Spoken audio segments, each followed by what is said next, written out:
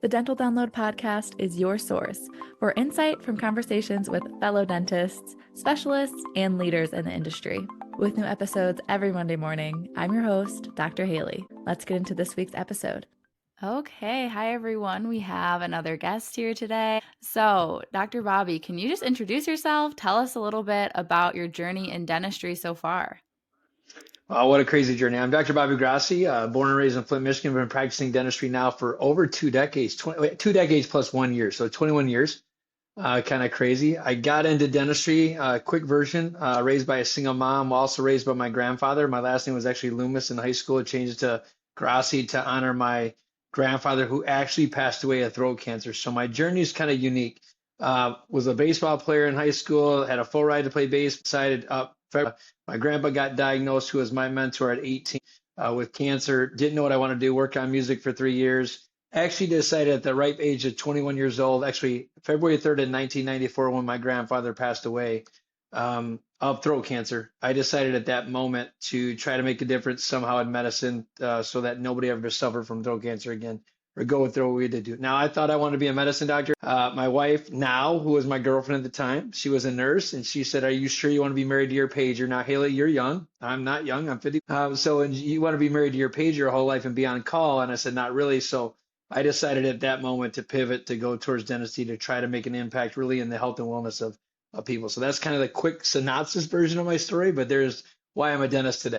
Wow, that is really cool and unique. And I'm sure that your grandpa would be proud of everything you've done. And it's also cool that you're from Michigan because I'm from Michigan as well. I don't know if you There you caught that part of everything, but born and raised as well. And I'm finishing up dental school here in Michigan very soon. So that's Very awesome. cool. So I know a lot of what you do is kind of business coaching, success coaching when it comes Mhm. to dentistry. So was there a moment in your career where you realized you needed to learn about this, or there was a turning point that got you really interested into systems to making a practice more successful?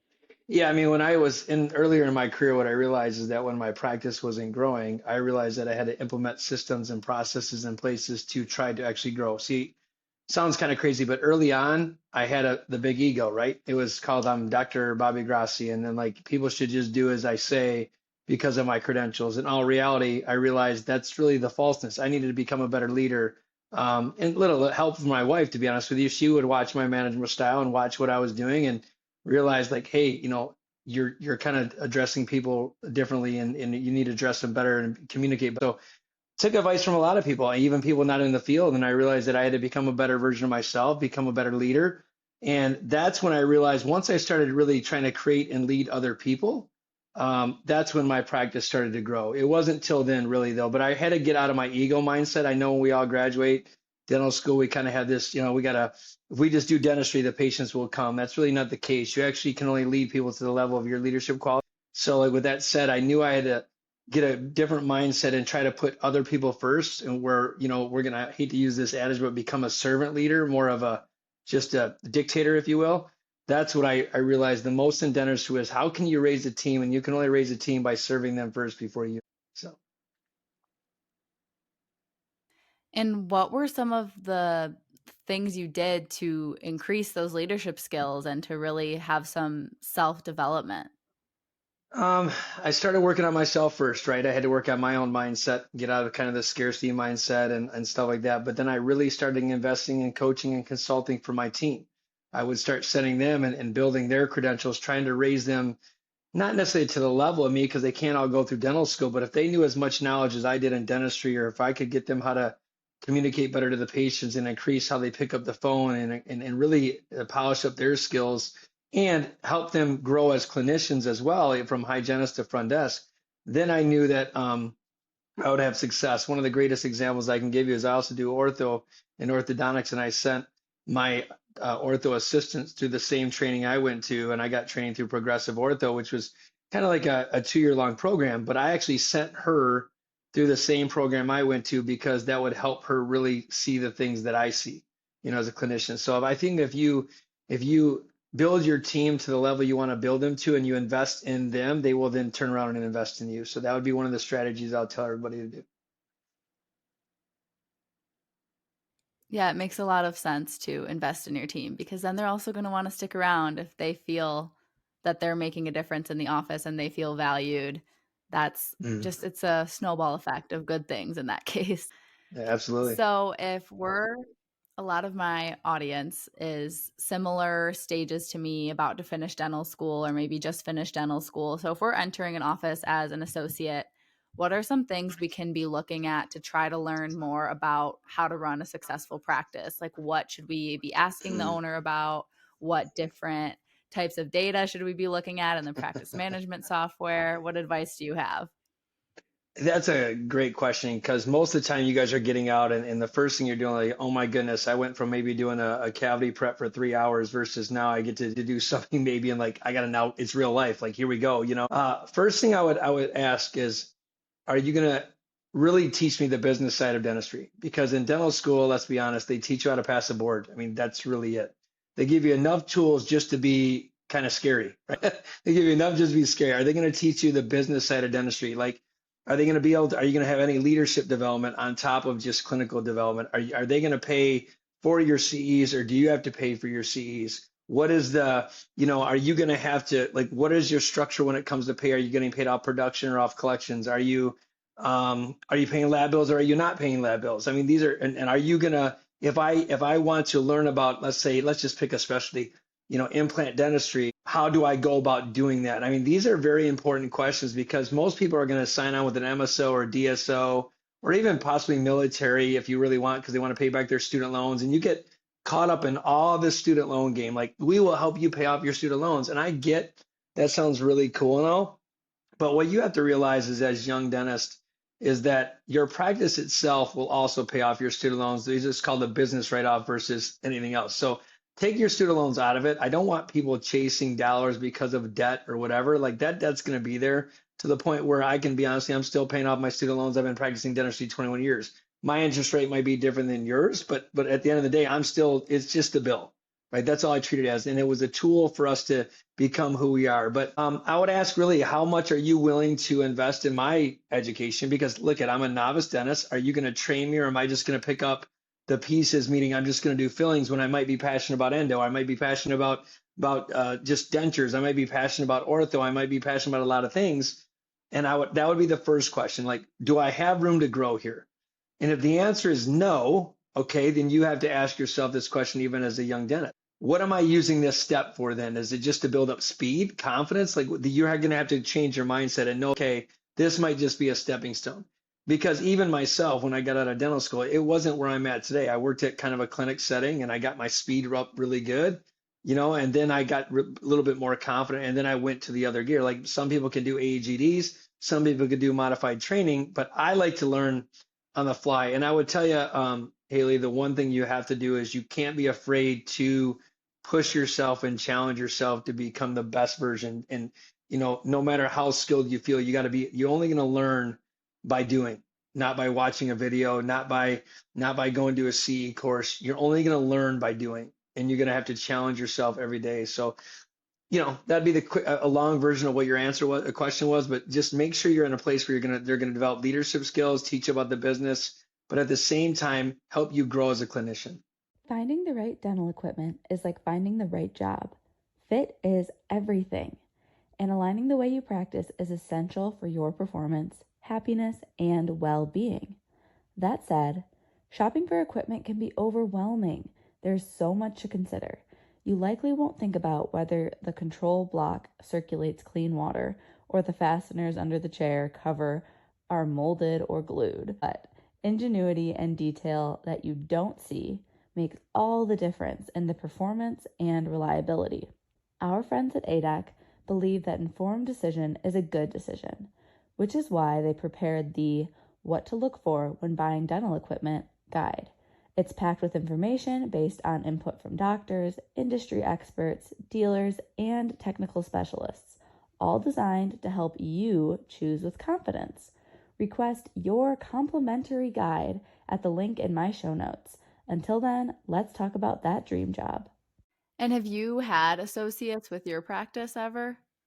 Yeah, my rule of thumb is I have one there right now. He just actually has been out for a Mhm. year and a half. He graduated from University of Michigan. I graduated from UAD, but that doesn't matter where you graduate from. But I want to develop them so that they become better leaders and buy their own practice. Like that's my ultimate goal. And that's if it's their goal, right?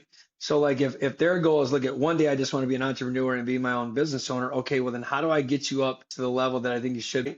I let every one of my associates do endo.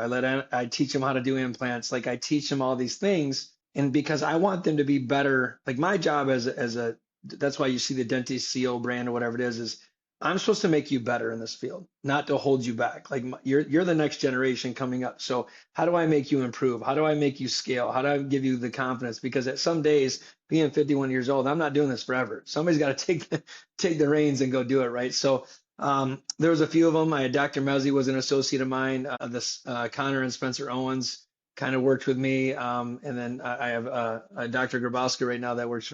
I really want them better. Like I just want them better, and if they decide to stay with me, awesome. But if they decide to move on and develop their career, then that's awesome too.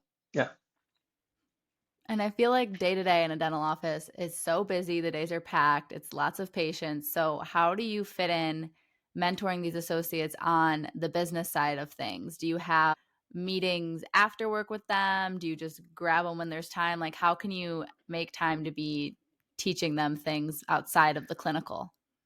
So that's a great question, but I have everything. I'm pretty organized because I have multiple businesses on Hmm. top of dentistry, so I have to be pretty organized. I don't eat lunch, so I use my lunch a lot for training purposes. But with my associates, we have our weekly meetings, we have quarterly meetings, and we have whatever meeting they want. The rule of thumb is look at most of the time I'm working side by side with them, so I can answer their question right Hmm. away. But it's like the open door policy, Hmm. right? Hey, I have a question. Can you help me with Yeah. this? Or let's say they get struck with an extraction. I pretty much stop what I'm doing and I just go help them out because I was an associate too, and I didn't have that person to like really help me and mentor me. So I knew that when I became that, I would just make the time. And it's beneficial because the patients, they're still your patients. So when the patient sees you coaching and training from a dentist, it works really well. It gives the associates confidence that I have their back, no matter what. Like I don't treat them as, oh my God, this is a first year student. You're Dr. So and so, like you're my equal. And so I think it's important to give people the authority and the autonomy to be who they want to be. At the same time, if you truly want to make an impact, you always make the time. So that's it. Doesn't it's not I'm not perfect. There's days that I just can't do it, but for the most part, I always make it an intentionality. If somebody needs me, they just put a note on my desk and I go answer their question right away. And with what you were saying, it made me think of something I'm curious about because as a patient, I've only ever been seen by like a older owner doctor. So if your associate has a question and they need your help and you're going in to help them, what does that look like in terms of how much the patient knows that they're struggling and patients may be losing confidence in the associate? Like, how do you speak in the room to make it more of a teaching thing without them knowing that you're teaching, I guess. Right. So I tend to, you need to endorse the dentist. Like it's no different if Hmm. a hygienist was grabbing you, they need to endorse you. Or if you're talking like in front of a hygienist, you're always endorsing the hygienic. They need to endorse and like you need to just be on the same team. So like even if I just make Hmm. up like Dr. Grabowski is my associate right now. So let's just say Dr. Grabowski said, blah, blah, blah. I would say to the patient, "Oh my God, Dr. Grabowski found this interesting finding. I've been doing this 21 years, and so he's 99% sure this is what it is, but he just wanted my opinion. So do you mind if I just step in here and look really fast?" And like, "Oh, Dr. Grossi, it's all good," because half the time they've seen me anyway. And so it's like I'll walk in and I'm like, "Oh my God, great find, Dr. Grabowski, blah blah," and I'll always endorse his finding. Or even if I disagree, I say, "Man, that's awesome, great find." I said the only thing I would say, "Thank you so much, Mrs. Smith," and I would bring Dr. Grabowski on the outside or whatever, and we'd go to my office and say, "Okay, blah blah blah blah blah blah. This is the way I'd handle it." And I still give him the autonomy to handle it any way he feels sees fit. And we've gotten sometimes we joke about it, but sometimes we go back and forth. But the reality of it is I still give him the power or her the power. I've only had male associates right now, but give him the power with my advice. But I never tell in front of the patient like, "Oh, he's wrong," or "She's wrong." I don't ever do that. I think that's just not proper.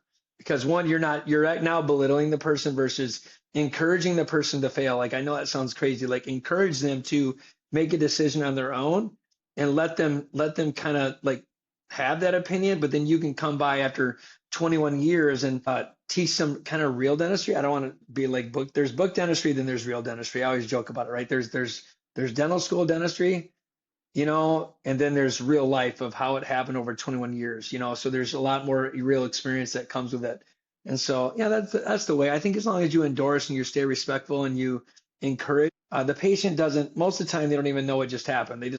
And there's actually times I've taken over the case in mid thing, and I'll tell the patient, look, at Dr. Grossi was getting really far behind. He had 3 patients, he's been in here a while. Do you mind if I just take over the case? They're like, oh, no problem, because honestly, we don't want you here forever. And for the most part, I just jump in and I take it over. And look, at sometimes there are times that a patient will say, hey, do you mind if I see you going forward? Okay, no problem. But there's also been times where they like his chair side manner better than mine, and he sees them. So it's that's going to come with the territory. And I think that once you get a rhythm and once you understand who you are as a clinician, I think it's a little bit easier to, as long as you have somebody who's mentoring you or that's open-minded as well, I think the relationship can work out well. If they're not, then it's a problem. That's really helpful for me as I'm getting ready to start my associateship as well. So thank you for that.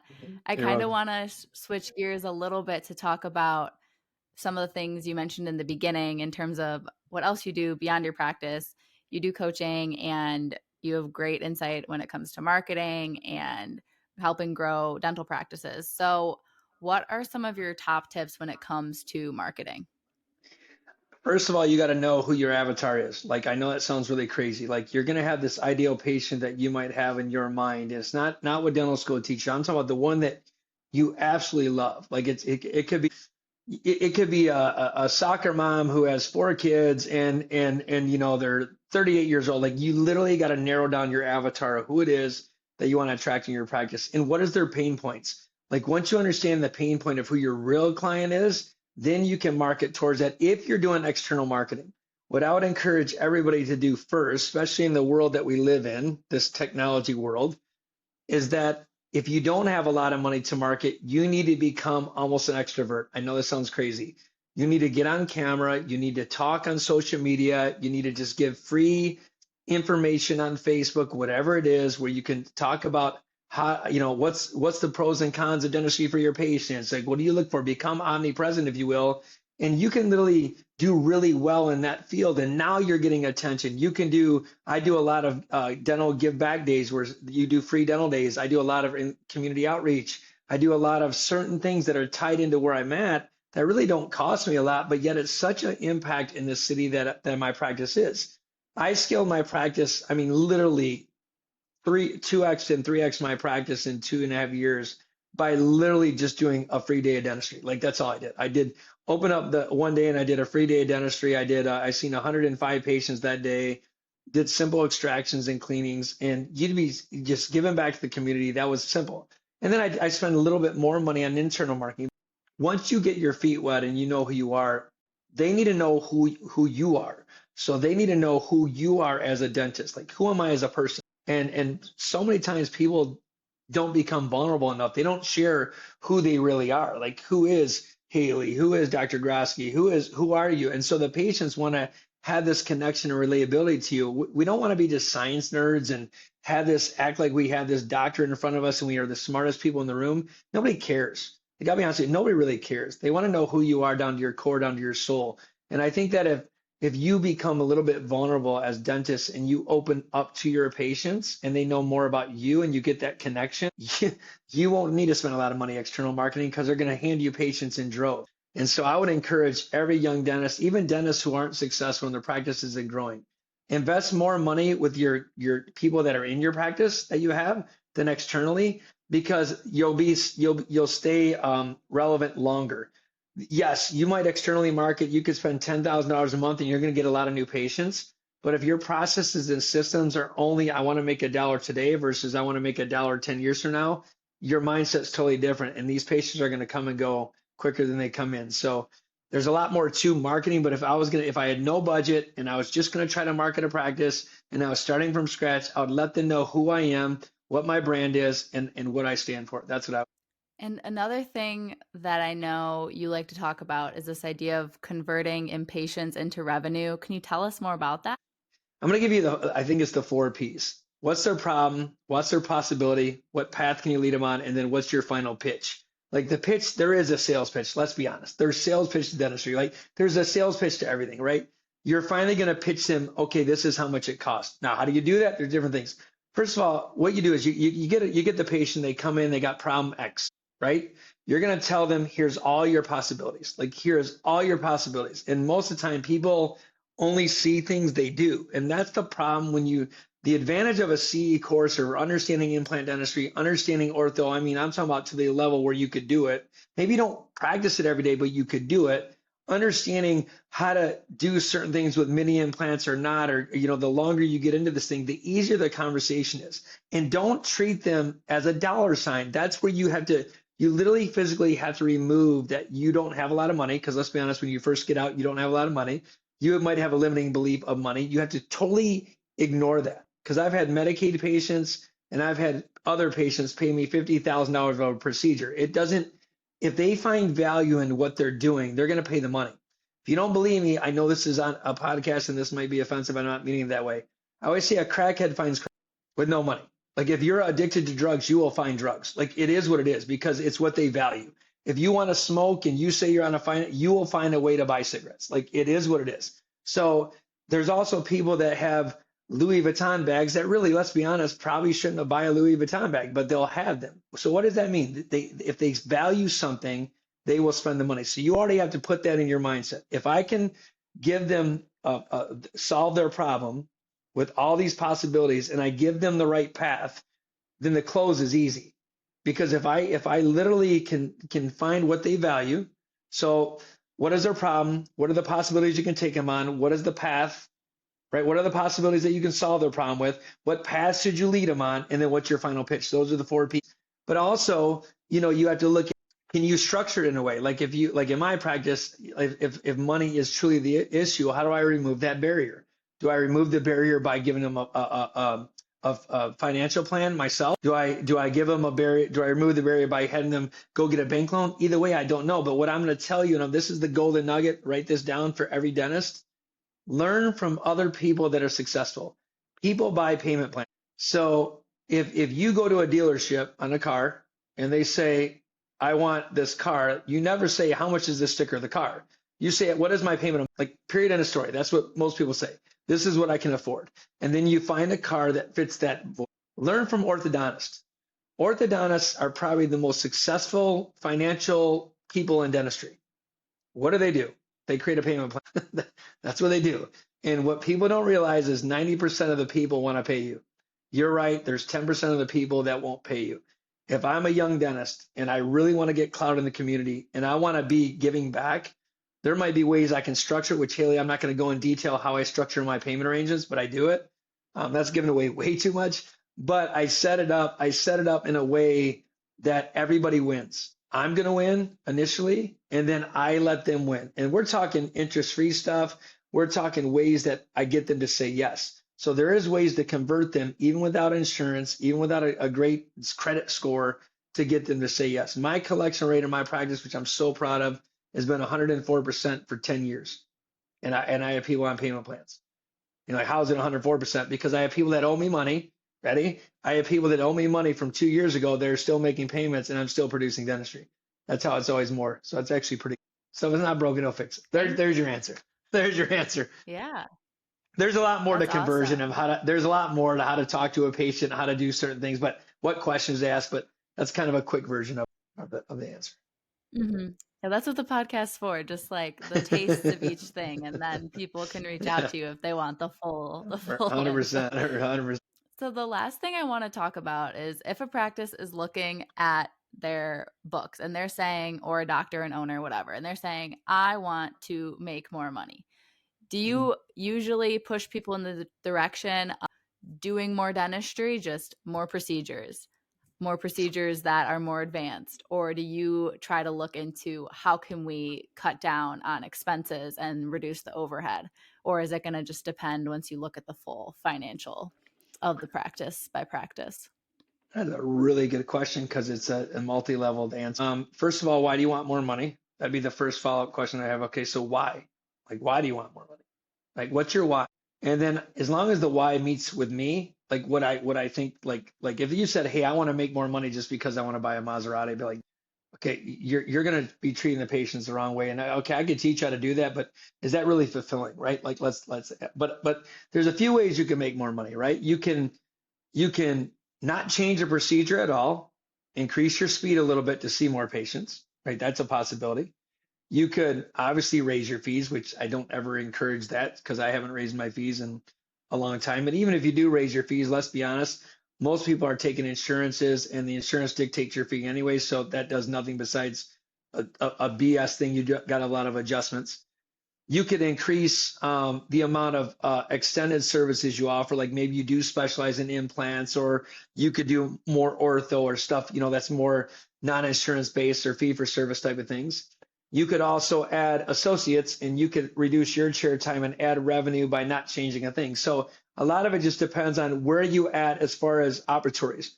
So if you were a dentist and you've been doing it 20 years like myself, and I'm pretty much tapped out at what I can add because I do everything from orthodontics to implants to I either have to increase my hours or I have to find a way to get more efficient. I can't really add anything to my toolbox. So I'm kind of stuck. So the only way I can make more money would be either I buy and scale other practices, right? That's an answer. Or I hire associates to pick up and add more new patients to the practice. So there's a lot of different ways you could do it.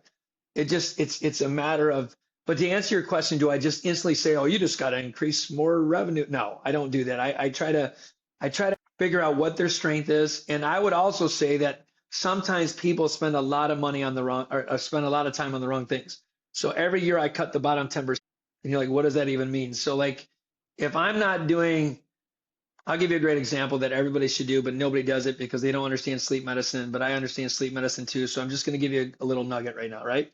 I've had sleep machines in my practice now for 10 years before sleep studies were even sleep studies. And I don't charge my patients for my sleep studies. I don't. I paid $25 a patient just to get a screening because that's what my parts cost. It has a bruxism index. It has apnea hypopnea index, AHI index. It has all these scores, snore index, blah, blah, blah. It has all that stuff on it, right? Now, technically, we can't diagnose it, but I can read a report. So then what I do is I will say, hey, take this free sleep study home, right? So this is something where I had this interest and I knew there was a connection between sleep medicine and dentistry and how it links to the body. And medicine is missing this. So if we're really dentists and we call ourselves doctors, you got to look at the overall health and wellness of the patient. I would get a sleep report. Well, really what it started happening was nobody wanted to buy there's really cool sleep appliances, which I'm not going to dive into that, but there's really cool ones that really most people are not, they don't even use their CPAP. So even if they don't use their CPAP, you can at least guide them, hey, you need a CPAP or you need this. And then they don't want to do that. Well, then what else goes with sleep apnea? Well, bruxism, right? We already know bruxism is a direct link to sleep apnea because if you have improper oxygen flow, you're going to grind your teeth, your jaw's going to go forward, and now you have to open up your airway. Your subconsciously, your brain is trying to say, dude, I can't breathe. So just that alone increased my bite splint sales, like just that, right? And so there's little things, little nuances you can do and tweak that will increase your revenue by just doing what's best for the patient. Like I didn't just say, oh, just get a bite splint because it's ready. Let's get a sleep study first to see if a bite splint's even appropriate at this point, because I don't want to choke you. Let's say you do have an airway issue and I put a bite splint in your mouth, I can make it worse. But what I'm doing is I'm using tools to kind of help me sell it, right? I'm using tools to help diagnose in the right way. Then all it does is establishes trust. It establishes so many things where now they're referring people just on that side. And so the bottom 10% is where I started this though. If you're not doing a lot of things, let's say you don't do a lot of endo, and you've only done 2% of your practice was endo, if you don't have a passion for endo, just stop doing endo. Like it's that simple. Like don't even just refer it out every time and now focus on the other, where your revenue is going, the 90% of it, and really focus on making that better. It's no different if you have a bad employee. If you have a bad employee and they're not performing, you cut the bottom 10% every time, right? I mean, it just don't do it. I was like, well, why don't you do a lot of one service fillings anymore? Because it's occupying too much of my time, in fairness, right? And I know I don't really like doing it. My associate loves doing it. So, okay, so go do all my fillings. I'll go do all this other stuff. So it's just a lot of tricks you could do. That's the bottom 10% is what I mean by that. Focus on what you do really, really well, and let other people do what you don't do well. And so, like, I love surgeries. I've been doing surgeries now for over 15 years. Full mouth restorative cases, implants. I love it. I wanted to be an oral surgeon. I didn't go that path because my wife pretty much says I'm not going to go through another 6 years of school or we won't be together. I chose to be married, so it was a good choice. I love that. No, I have an affinity towards surgery, so I specialize in that. Where my associates, I let them do it too, though. So I'll do implant cases with them, design them, they place them. So it's just anyway. I could talk forever, so sorry about that. I'll stop. Oh, you're great. I just wanted to know, since you've given us a lot of good kind of tidbits and outlines and good things to think about, if people want more information, they want to pick your brain, they want to work with you, how can they get in touch?